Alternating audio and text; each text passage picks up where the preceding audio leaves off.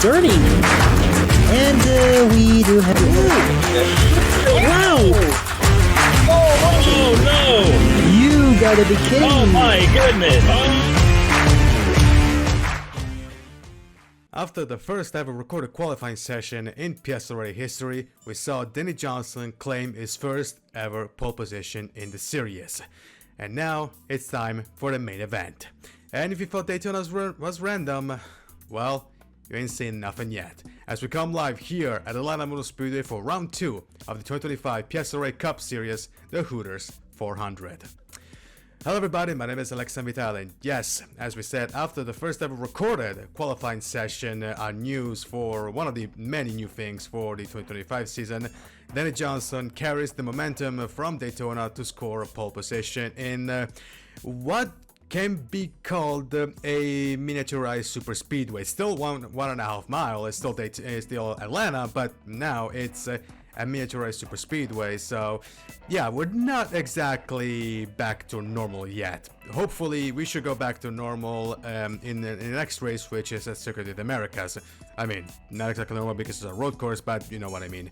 It's not a super speedway, it's not as random as a super speedway. But anyway, yeah, and also it's weird to not consider round 2 a normal race because I mean it's been 3 years since the reprofile Atlanta, but yeah, it is what it is, and I hate to say that word, but it is what it is.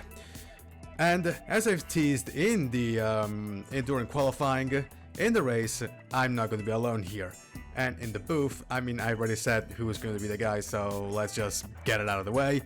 Please welcome the owner of Solidarous Racing and the 4th best Dutch sportsperson on the planet, just behind the Verstappens and Mathieu van der Poel source. Trust me, Frank Cooperus. How you doing? Hello. I'm glad to be here, but it's a shame you ranked me 4th. I'm definitely 1st. I mean, can you say you're better than Max Verstappen? Yeah, I have that ego.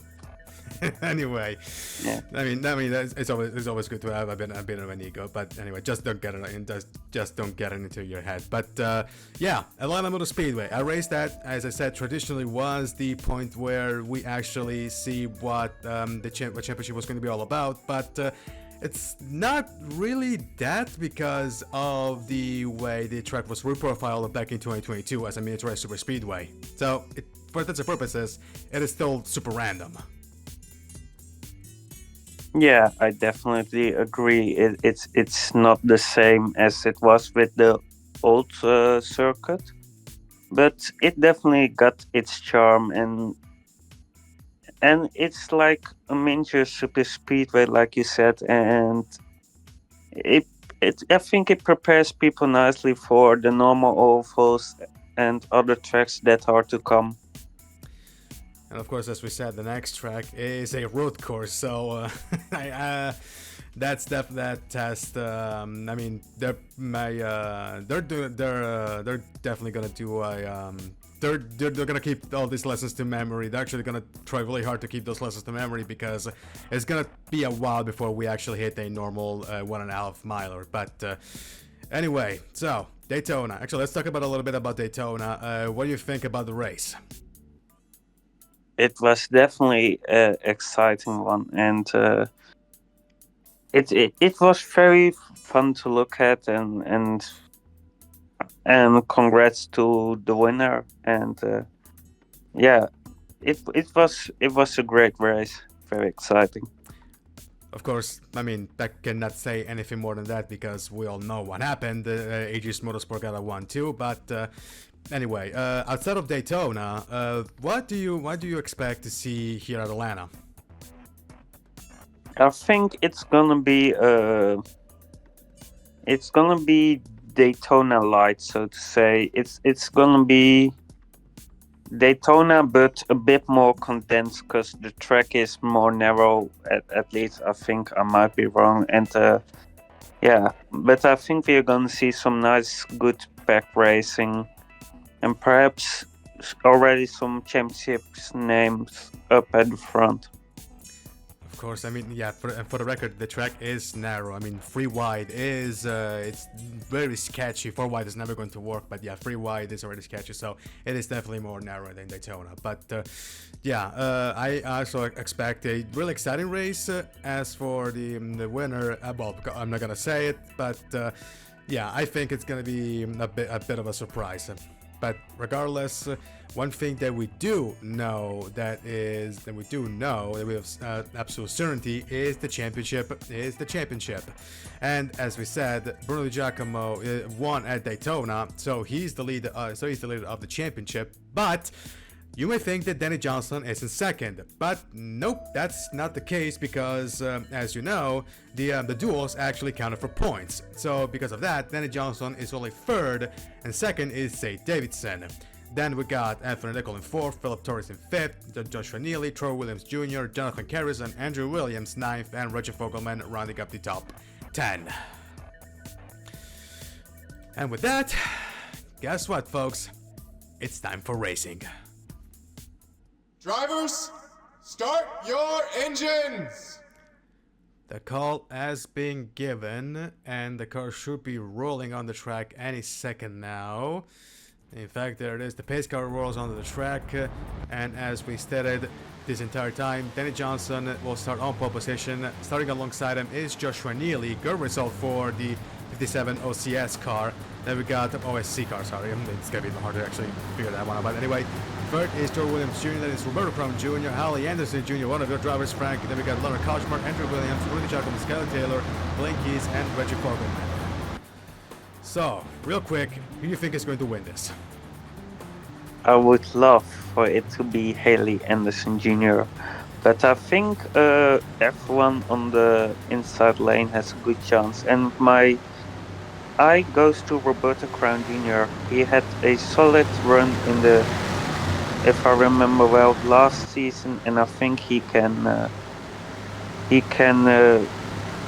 perform well today. So your pick is Roberto Crown Jr. starting fourth on the outside line. The pace car has pulled to the pits, a very long pit road. The cars are going past turn 4 and into the Geico restart zone. There's the pace car. They're gonna cross the line, and green flag is in the air. Run away at Atlanta.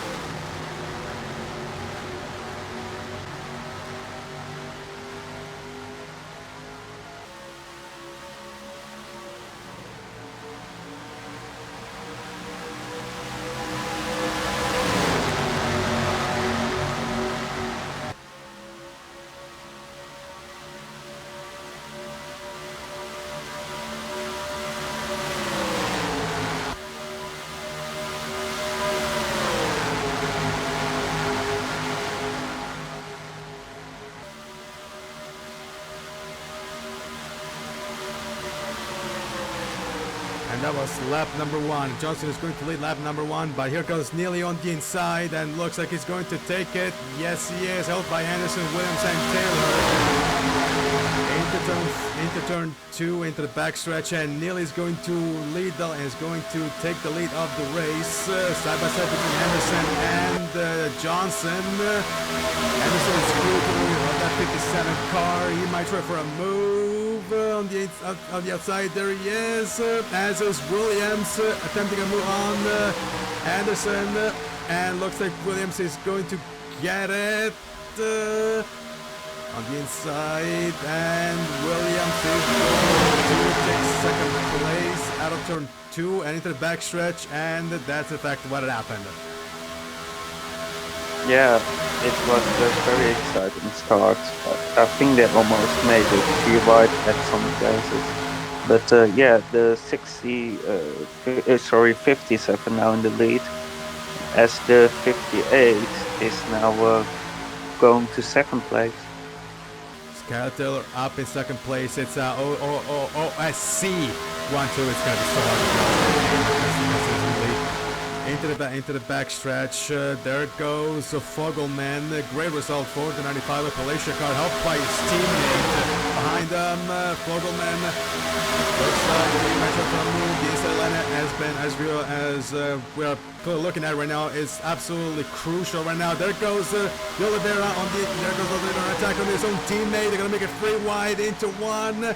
And that's actually going to help Neely get a bit of a safety gap. De Oliveira free wide between Taylor and De Oliveira. And who's going to win? Looks like, ooh, they're so close. Fogelman and Taylor are literally touching. They're going to be still free wide. And they're still going to make it work. Taylor has a bit of a gap. But De Oliveira has help from Egan. And still free wide, but looks like they're going to break it to deliver up to second place. And now there's a free wide between Egan, Fogelman, and Taylor. Yeah, and a little further back with Haley Anderson Jr., that's also a free ride situation going on. And further back in the field as well. So they are already being very aggressive, trying to get them to the front. Anderson is dealing with the two, or at least was dealing with the two Able cars. I mean, this is actually this is some incredible racing. I mean, they're like packed like sardines. As Egan now goes up to second place. In the meantime, Neely has led virtually every single lap until except the first one. There goes free wide between Sloan, Fogelman, and Taylor. And Sloan looks like he's going to win this battle. There's the crucial inside line. Can he make it work? Free wide across the line, and they still had. Egan is now up to second place. And they're still free wide between the two opposition teammates. And Sloan. De Oliveira goes wide, and now he has to do with Fitzwater. Yeah, they are very close to each other, being very aggressive, going free wide like that. And so far it has gone well, but it has the potential to go very wrong and cause a very big power. But so far so good, and it's nice, clean and aggressive racing. It's the 52 now. Tries to look for P3 and catch up to the front two. Unless Morbidelli has anything to say about it, he's free wide between Fogelman and Gutierrez. Gutierrez had to qualify his way in the race, and fortunately he did. In the meantime, Egan is glued to the rear of that 57 car of Neely. Can he try for a move as Morbidelli tries to move up to fourth place from Gutierrez and Sloan? And maybe even third place, but looks like he's a bit too far away. No, he's defending from Gutierrez. In the meantime, let's focus on Egan and Fitzwater, who's quickly catching up to the leading pair of the. They're going to be a leading trio. There goes Fitzwater on the inside of Egan. Can he make it work? And looks like he is. And yep, yeah, nice move. Yep, he did. As he might go for first now, Fitzwater on the inside of Neely, but he doesn't quite send it as the one of Morbidelli now gets to the inside of the 27. Morbidelli is going up to the third place and maybe up to second place in turns into 3 and 4. In the meantime, that's actually good news for Neely because right now he can focus on just driving strong, keeping his car straight. There's straight dealing with Gutierrez, being helped by Fogelman. That's actually a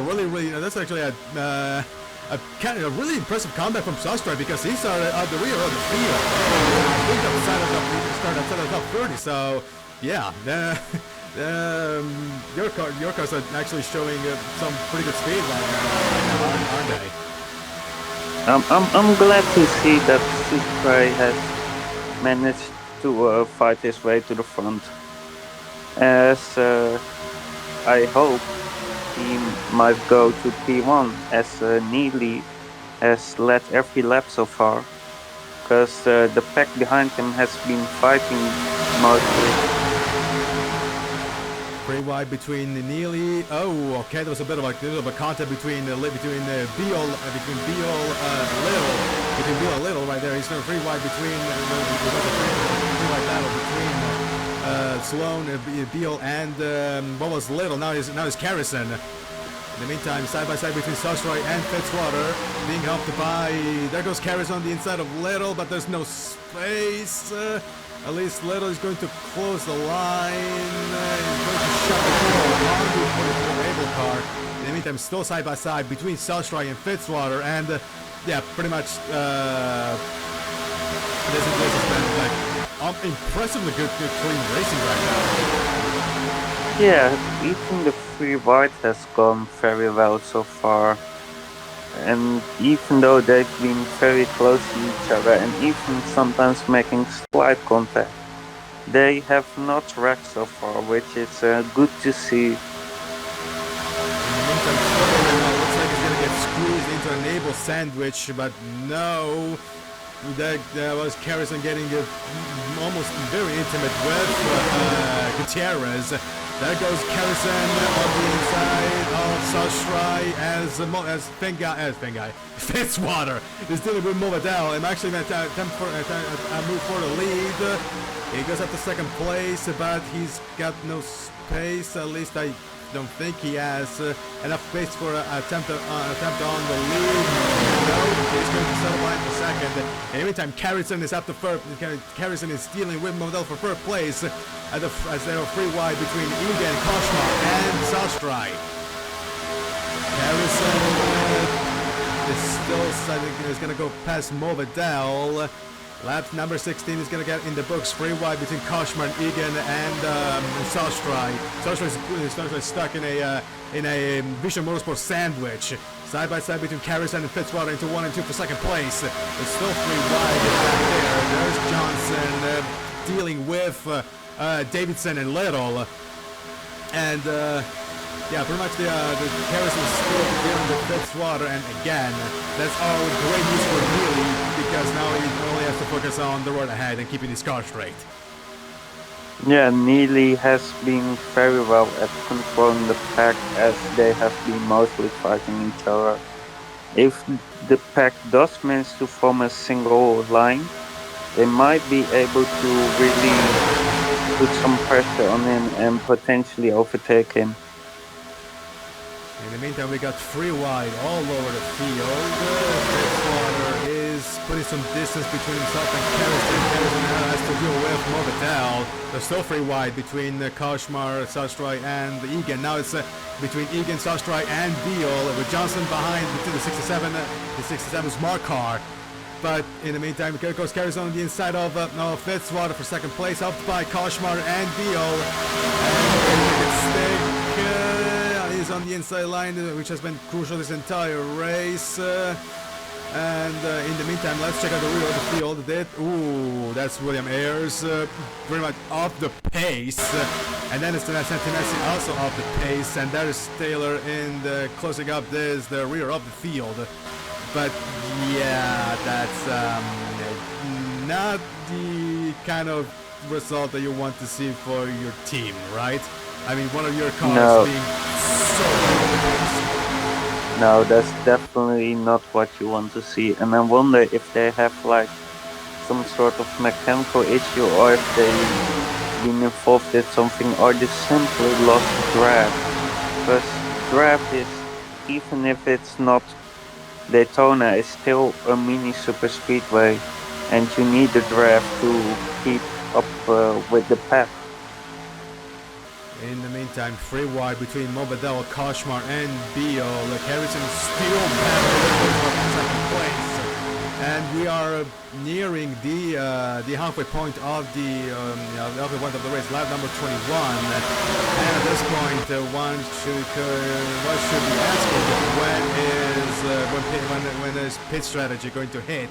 In the meantime, Johnson is going on the inside of Beal and Koshmar for a big third place. There goes Carrison for the lead. He tried for a move. There goes for the lead on Neely for the first time. He got challenged for the lead, and Carrison looks like he's going to make it, being helped by Johnson. Chevrolet versus Toyota, being helped on Chevrolet, big bad Toyota into the backstretch, and I think Carrison should have it, even by half of a car length, by his butt.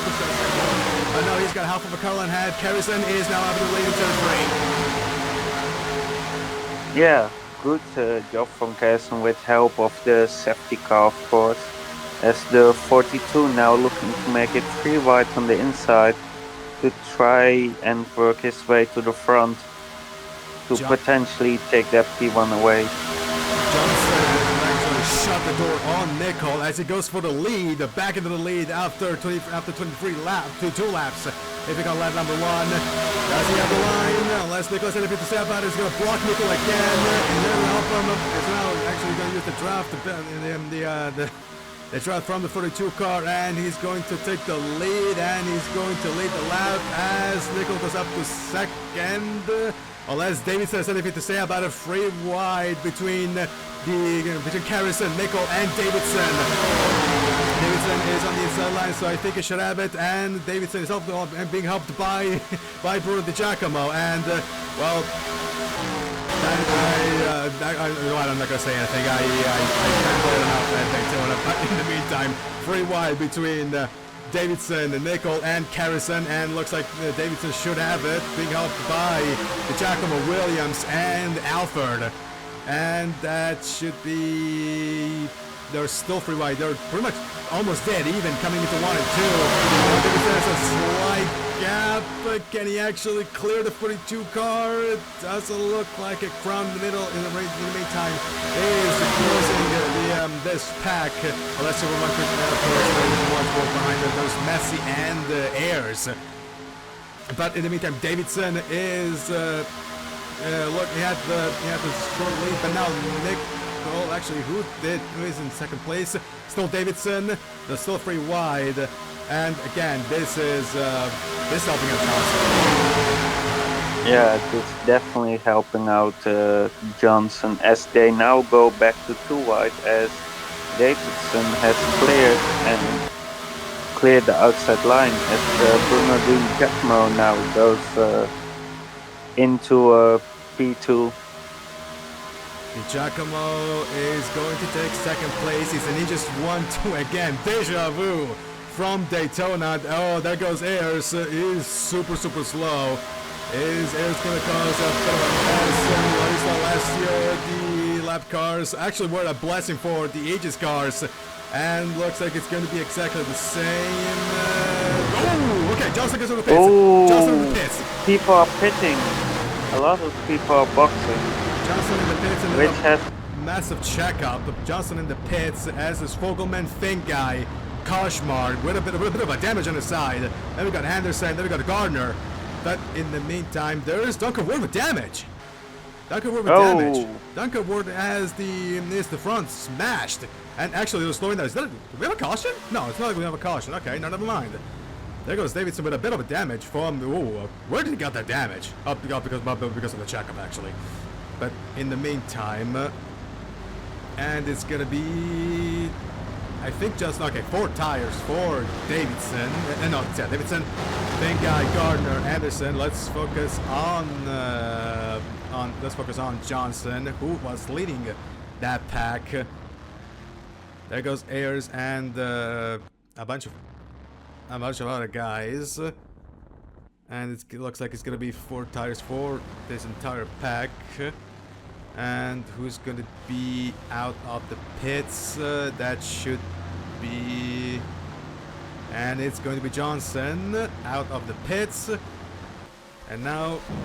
Okay, here's the second group got into the pits, led by Williams, then Di Giacomo, Alford, and Neely. I'm going to assume they're also going to take 4 stops. Again, a very long pit road, run to pit road here at Atlanta, and now things definitely get exciting. Yeah, as it looks like we are gonna have 2 stops, seeing they are pitting now at around lap 29 to 30, which means they're either gonna conserve fuel till the end, or they're gonna need to make a very late pit stop, both of which can make for an exciting race, as I think people are gonna split strategy on that. And there goes Johnson passed. I think he should be the leader again. Actually, let's check out. Actually, what is slowing I down? think we are on the the pace caution. car is out. Pace car is out. What happened? The pace car is I out. don't know, but we missed it. Okay, well, that's a bit of a shocker, but yeah, the pace car is out. All right. So Now I wonder, are any cars quarter lap down because of pit stops? I have no idea. We need to see what the scoring is going to say. Oh wait, Sistra is pitting. Does he have damage? Sastra is pitting, and yeah, he's got his. Oh, okay. So his front is damaged, his rear is damaged, he's got damage to the side. So maybe that's because of the caution. Maybe that's the source of the caution. I hope not, but I think it might be. Regardless, we are going to focus into the pace car, and well, let's see what caused the first caution of the day. First caution of the day, we're looking at Tom Sloan. Of course, this is the chaos for entering pit road, and check out Blaine Keys right in front of Sloan. It almost feels like Keys was trying to get into the pits, but Sloan was right there. Probably didn't see him, and that is also going to involve another celebrity's car in Sastrai. Sastrai drives hard right into the path of Little, and also in the path of De Oliveira. He's gonna get De Oliveira is gonna give some damage to the front of Little, and Sloan is sideways. There goes the contact with De Oliveira. There goes contact with Sastrai, and Sastra is gonna spin him out, and of course there's Movedal and Taylor getting to the pits, but yeah, that was just basically that was just bad luck, wasn't it?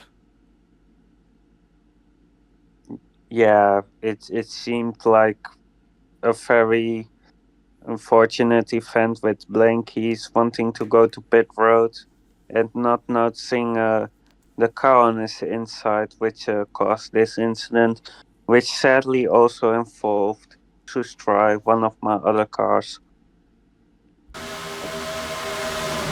And here we see Tom Sloan and Blaine Keys coming together. Blaine Keys was trying to slow down to get into pit lane, and that sadly involved the 3 cars behind him, among which was Carlos Sustrai, one of my other cars. And at least torch lead. That was close.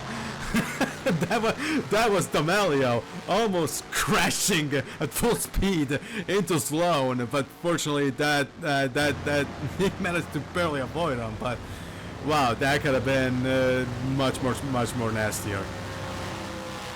Yeah, that could have ended very badly. And with that, let's go back to the track. And we're back here live at Atlanta Motor Speedway for round 2 of the 2025 PSRLA Cup Series. The Hooters 400 were coming out of the caution, and as you're seeing, Anthony Nicol now leads the race. Nathan Stapleton was leading this pack, but he had to go into the pits. We have no idea what was the reason behind it, but coming out of the caution, and the top 10 is Nicol. Then we got Nia Marinacci, then is Andrew Williams, Bruno Di Giacomo, then is Ari Alford, then is Joshua Neely, then is Bryce Egan, Skylar Taylor, the 67 of Brandon Beal, and then Philip Torres rounding up this top 10. Well, we didn't have it at Daytona, so we finally had our first caution in a regular race. Yeah. But Oh, these guys go side by side for the restart. Nicol and Marinacci are leading us to the green flag.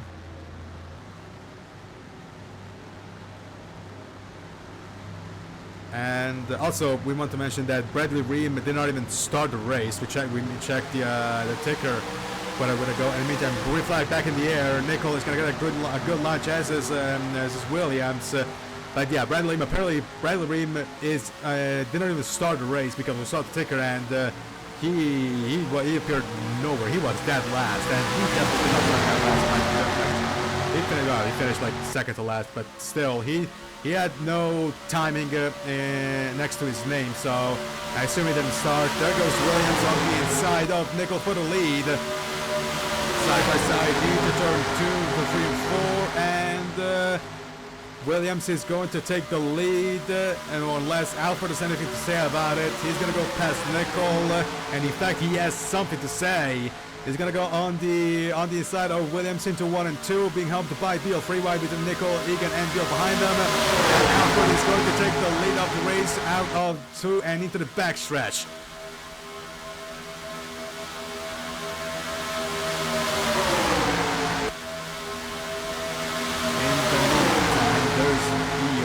Pushing Alfred, the D23 Vision Motorsport car. There's Torres behind it. Beal goes up to second place. There goes Di Giacomo. A bonsai move for what should be fourth place. 3 wide between Di Giacomo, Torres, and Egan. As Beal sort of clears Andrew Williams for second place. Yeah, Andrew Andrews, new name for this guy. But anyway. Beal side by side with Williams, and 3 wide again between Di Giacomo and Torres. Torres looks like he's got 4th place in the bag. In fact, he's going to attack 4th Beal as Beal goes on the inside of Alfred, and they're going to be 3 wide into 1 and 2, and Di Giacomo looks like he's got the momentum to make it happen. The 3 wide as Alfred is going to use the draft by Williams. They're still 3 wide. There on the inside line. Alfred on the outside line. Unless Gutierrez has anything to say about it. Well, Di Giacomo just crossed the line on the 45 car. So no, then Di Giacomo is going to lead this lap. Yeah, good move from Di Giacomo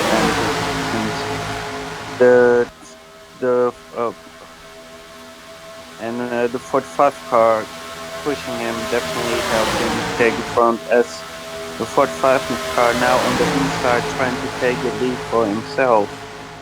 And he got it even before the turn 3 and 4, and he's going to go across the line to lead this lap. But there goes Troy Williams Jr. being helped by right now the best of the PS Motorsports car in Samet Oskin. Another driver that had to bring it onto the field alongside Gutierrez and Brendan Beal. Beal, remember that he failed to qualify for the Daytona 500. And it's going to be 3 wide. Right now Beal is stuck in this Aegis sandwich between Johnson and Di Giacomo. There goes Oskin on the inside of Williams, being helped by the Toyota of Johnson, unless Johnson has anything to say about it. But looks like he's got it. They're going to be 3 wide. Williams is going to lead this lap, but not for long. There goes Johnson on the inside. He's going to make a triple overtake on the inside line of 1 and 2 to take the lead of the race. It coming into the backstretch. And that was actually impressive. But by his side, that was incredible. Yeah, that was definitely what I call big balls move, as Morfadel, who pushed him, is now trying to take P2, as the safety has a small gap on the field like Neely had at the beginning, as he might try to, well, pull away as much as he can from the field. He has to deal with his teammate, Williams Jr., between Oskin, Beal, and Gutierrez. All 3 drivers that had to make it through pre-qualifying. Johnson is going to lead this lap. There goes Beal on the inside of Oskin. Right now the best of the PS cars, as we said. Still 3 wide, but looks like Beal should have a third place. Being helped by Harrison, Crown, and Parton. There's still 3 wide. Oscar has a bit of advantage, but Beal has the inside line, so that should work out for him. At least.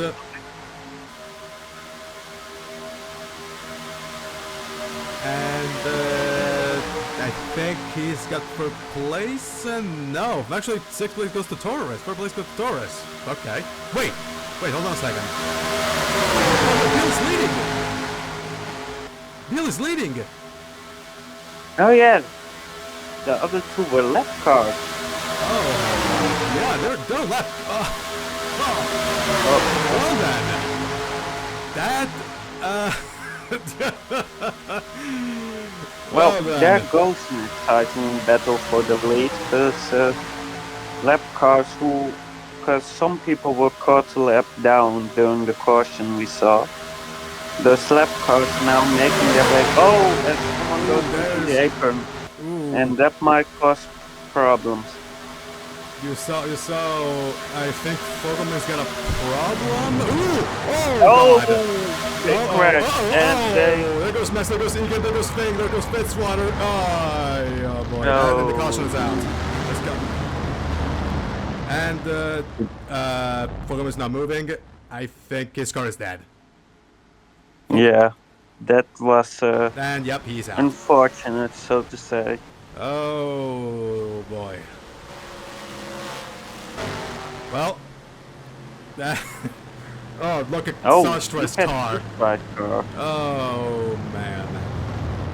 And they're gonna go into the pits. So I mean, they're technically not a lap down, so they can. They're stuck on the lead lap, so they can't do that. But yeah, that. I mean, okay. I mean, what was Fogelman doing? I mean, why didn't you just pull over on this other side of the track if your car was going to slow down? What was that all about? I don't know what his plan was, but it wasn't a good one, at least, as he has caused a wreck. But the people who unlap themselves are very happy now that they can fight for the win again, And since they are and, back on the lead lap. and looks like they're gonna go pit for gas. They're not gonna pit for. They're gonna pit for tires. They're gonna pit for gas. So of course we need to check the. Actually, no. Okay, good. Okay. So Fogelman is pitting for tires as well, but everybody's pitting for fuel.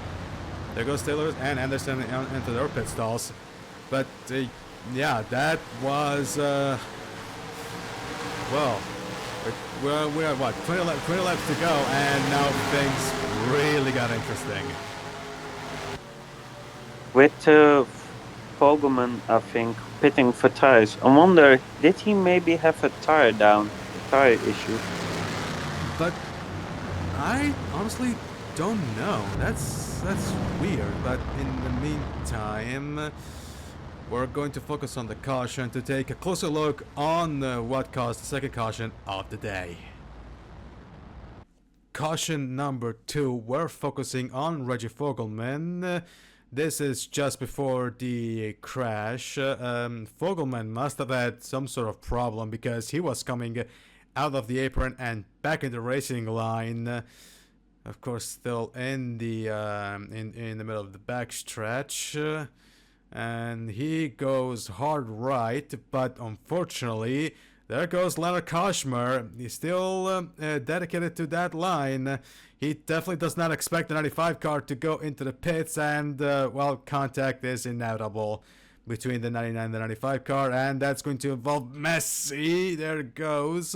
And Williams got involved, Egan got involved, spin go, around goes Fogelman, as does Egan. So Fitzwater makes contact with Anderson, or Anderson makes contact with Fengai. Also Nickel gets involved into the mess, but yeah, and amazingly enough, Stapleton goes through without a scratch. Actually, I think Anderson and Fogelman did touch a little bit, but yeah, that was a bit of a boneheaded move from Fogelman. I mean, he could have stayed on the inside line if he had a problem, but yeah, that is the reason for our second caution of the day. watching it in real time, we are a fair bit away from the actual track. The Fogelman has this issue. It goes down the apron, then back on the racing surface. He's gonna step away Davidson, and there goes Trent of the pits, contact with Koshmar, and there goes out the mess. So, yeah, I have absolutely zero idea what Fogelman was thinking of as he brushes the 27 of Egan. But yeah, I have no idea what was going on with Fogelman's mind. But yeah, as we said, that's the reason why we have our second caution of the day. And with that, let's go back trackside. And we're back live here at Atlanta Motor Speedway for running of the Hooters 400 round 2 of the 2025 PSRLA Cup Series. We're coming out of the second caution, and leading the race is the Smart Motorsports duo of Philip Torres and Brendan Beal. Then is Angel Gutierrez in third. Then is should be Terrell Williams Jr. Then is Ryan Little. Then is Ari Alford, Bruno Di Giacomo, Nathan Stapleton. Whoa. Pardon what I'm doing. They are being fuckheads, I want to say, but this is not how it's supposed to go. Tanner, what in God's green earth are you doing? And They are currently blocking the track, as this is not exactly how things are supposed to go. oh boy, that might cause some problems with the officials. And the thing is, are they going to actually flag that on the green? I don't know what to say about this, except the top 7 are happy because they managed to slot their way into the positions. The rest of the field not so much, since they now are gonna have a big gap to the lead. And yep, they're going to flag it as normal, so okay. Everyone is already at speed trying to catch up as a safety at the top. That was weird, as Gutierrez is going to take advantage of that to take the lead. At least looks like it. Gutierrez is being helped by Little and by his teammate Dean Harrison, who's, I'd assume, basically a lap down. Yeah, he's a lap down alongside Johnson. So we know they are a lap down. And Gutierrez is going to lead this lap. Of course, Harrison lives in his head, this is Crown Jr., but neither of them are threats to Gutierrez. They are threats because they can mess him up, because Little behind him is not a lap, he's not on a lap down, but I'm sorry for that one, but it looks like Harrison might help his teammate out a little bit, I would say. But at the same time, it is actually... okay, I have no idea what these guys are playing at, but Gutierrez is still going to lead this lap, as no, Stapleton now is in the lead of the race. Oh, this is something else. This is very confusing, not just from your end, also for me, because my mind says the 37 is in the lead, while it's in actuality there's 79. Stapleton is going to lead this lap now, while he has to deal with the 37 car of Crown Jr. being helped by his teammate while he's battling with Gutierrez. There goes Di Giacomo on the side of Terrell Williams Jr. Almost 3 wide. Ooh, that was a bit of a swerve move from Torres right there.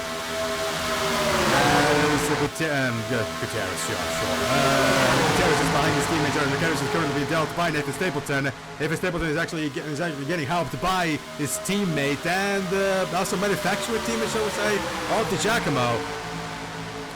Stapleton is still in the lead, being helped by a Toyota duo, as I said, of his teammate and Di Giacomo.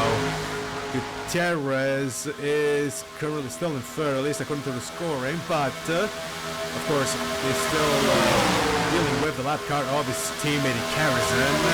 And Stapleton looks like he's going to clear Crown. And yes, he is at the exit of 4. And into the main stretch. Into the... yep, there it goes. Stapleton is as almost cleared at 37. And we apologize for the lag there, technical difficulties. Like what, the first consecutive race that we have difficulties. But anyway, finally Stapleton clears the car of Crown, and now Little is doing the exact same thing. In the meantime, there's Nickel on the inside of Di Giacomo and Finguy. Both Nickel and Finguy are both flat cars, so not exactly a threat for them. There goes Little on the inside of Stapleton for the lead.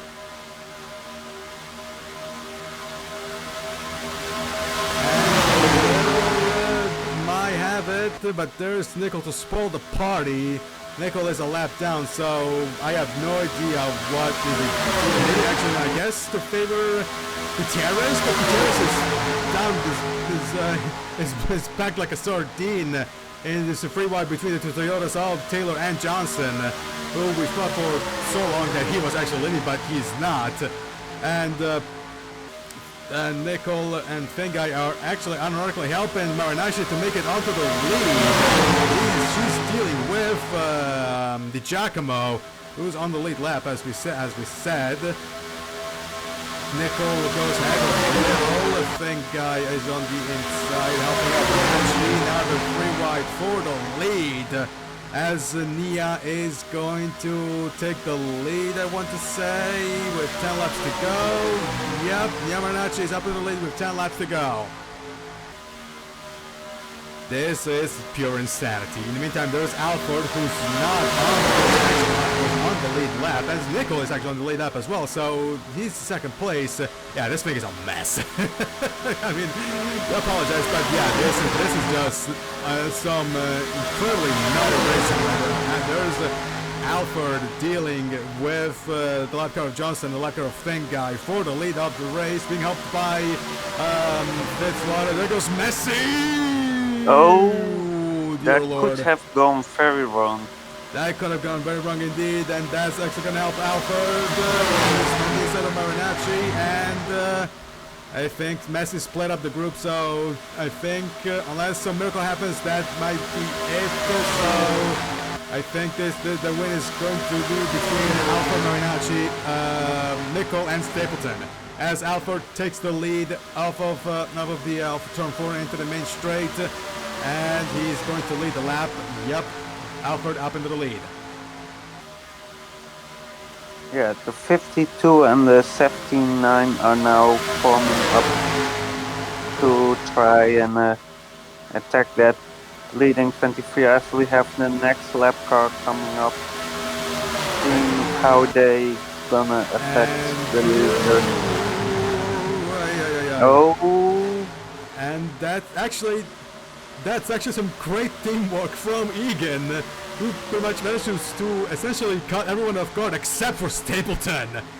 So now the win might actually be between Stapleton and Alford. yeah, that lap car has significantly cut down the pack, but as you can see behind them, they are forming up with little groups, as if they get big enough, might catch up to these leading two and might steal the victory away in the final laps. Stapleton takes the lead of the race with 6 laps to go. Marinacci is 1.2 seconds behind. There is another car of... okay. So basically everybody... Koshmar almost screwed his own teammate. And actually no, he might have screwed him over because he slowed him down, and Stapleton being helped by Finguy. Now he's got pretty much a very, very sizable gap with 5 laps to go. Unless Finguy is going to obstruct Stapleton. He's going to go to the inside, but Alford might be catching up really quickly. And yep, he pretty much catches up in a couple of corners. as behind them are a couple of loose cars trying to make their way up to this leading trio, or well, duo, with one lap car. And Alfred is actually just took the lead. He okay. That is this has been an interesting end of racing right here, as Di Giacomo is now up to fourth place. That is 1.2 second behind out of the line. There goes Marinacci, who now has entered herself into the fight for the lead. But in the meantime, let's focus on Alfred, who's now another lap car, that being of Sostrai. And what is it going to happen? And nope, nothing is going to happen. Ooh. Oh! It's going to... They were very close, but the 79 is being held up. The 79 was being held up by Carlos Sustra, if I saw correctly. And not only Stapleton, but also Marinacci got distracted by the moving chicane of Sostrai, and that might have officially decided the race for every Alfred, unless again something massive happens. But I don't think it's going to happen. 2 laps to go here at Atlanta. There is a small pack catching up with some people on the lead lap, which might snatch this win away in the final lap, which would be a dramatic ending. There's Di Giacomo, who is going to become junior and is seeing possibly his second win in a row after Daytona and Atlanta. But here goes Ariel for across the line. White flag, 1 lap to go. 1.5 mile left to run, and if Di Giacomo wants to do something, he's gonna do it right now. He's going for that inside line, following through Roberto Crown Jr. as Di Giacomo is staying with him, but he's not yet past that car on the outside lane. But this is going to be so close. It's gonna be tight. And I think Alfred's got it. I think Alfred's got it. I think Alfred's got it. Yeah, got it. And he indeed has gotten it. By every Alfred essence of a second. At the line, Di Giacomo almost got the second win in a row. But oh boy, that would have been something else. That was a very dramatic ending to an exciting race. Whew. Oh my god. So, I mean, I probably want to. Oh my god. That was you need nuts. to lay down. That was nuts. I mean, I don't have to lie down because you know this is not as dramatic as Daytona. But wow, that was nuts. Yeah, it was indeed crazy. The lap cars were just a massive influence in the final laps of this race. Oh my god. So, every Alfred wins the Hooters for at Atlanta. Second is for Di Giacomo, just there, almost got the second win in a row, but just. Then is Neil Marinacci in third. Then we got Nathan Stapleton, and then is Ryan Little, Philip Torres, Joshua Neely, Anthony Nicol, Trevor Williams Jr., and Skeletor rounding out the top 10. Oh, wow, that was something else. Yeah, we thought, at least you thought, the race was over. But Di Giacomo pulled out a stunning final couple of laps to make it a very close finish in the end. Oh my god, that I mean that was some incredible racing. So yeah, Of course, I would have loved Bruno to get a second win in a row, but you know what? Second place is good enough. It proves that at least our super speedway package is pretty good. So yeah, I guess I could. And also, this effectively means that Bruno is going to extend his lead in the championship. So yeah, and speaking of extending his lead in the championship, let's take a look at the championship standings after this race. And we're back here at Atlanta Motor Speedway for the Hooters 400 that is just finished, and let's take a look at the updated championship standings. And as we stated, Bruno Di Giacomo is going to extend his lead in the championship. Second will be Anthony Nicol, jumping 2 positions, 15 points clear of the number 7 car. Then we got Philip Torres in 3rd, Josh Rinelli in 4th, Avery Alford in 5th, a jump of 11 position for the 23 car with that win. Then we got Nia Marinacci, Danny Johnson, Troy Williams Jr., Nathan Stapleton, and Zay Davidson rounding up the top 10. So, Frank, what else can we say about the race? Well, the first part was very calm. After the caution during the pit circles, everything just kicked off, so to say. And it led to a chaotic